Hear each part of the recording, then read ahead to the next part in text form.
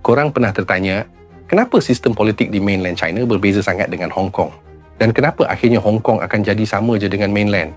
Dalam video ni, kita akan bincang sejarah, perbezaan sistem dan apa yang bakal berlaku pada Hong Kong selepas semuanya berubah. Di mainland China, kuasa politik tertumpu pada Parti Komunis China. Hanya ada satu parti utama dan semua keputusan dibuat secara centralized. Sistem ini memastikan kestabilan dan kawalan penuh oleh kerajaan pusat.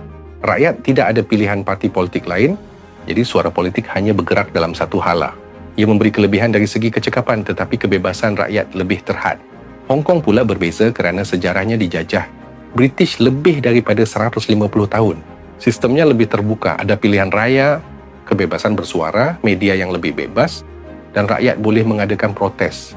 Itu sebabnya kita nampak Hong Kong lebih mirip kepada bandar barat dari segi politik dan perundangan berbanding bandar lain di China. Bila Hong Kong diserahkan kembali kepada China, ada perjanjian One Country, Two Systems. Maksudnya satu negara tapi dua sistem berbeza.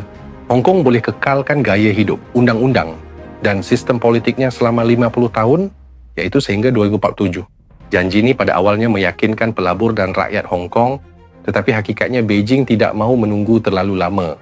Selepas protes besar tahun 2019, Beijing melaksanakan Undang-Undang Keselamatan Negara 2020. Undang-undang ini memperketat aktiviti politik di Hong Kong dan ramai aktivis serta ahli politik yang mengkritik kerajaan ditangkap. Kenapa ini berlaku? Sebab Beijing mahu pastikan tidak ada dua cara politik yang bercanggah dalam satu negara. Jika Hong Kong terlalu bebas, ia boleh jadi contoh kepada bandar-bandar lain di China. Itu perkara yang kerajaan pusat tidak mahu berlaku. Selepas ini, Hong Kong perlahan-lahan akan menjadi sama seperti bandar-bandar lain di China. Dari sudut ekonomi, Hong Kong masih penting sebagai pusat kewangan, tapi daya tarikannya sebagai bandar yang bebas semakin berkurang. Pelabur luar mungkin melihat Shanghai atau Shenzhen sebagai alternatif yang sama. Politik pula akan lebih terkawal dan kebebasan rakyat untuk bersuara atau protes tidak lagi seperti dahulu. Namun budaya Hong Kong seperti bahasa Kantonis, filem dan makanan masih akan kekal. Itu identiti yang sukar dihapuskan. Kesimpulannya, sistem politik Hong Kong memang berbeza dengan China sebab sejarahnya.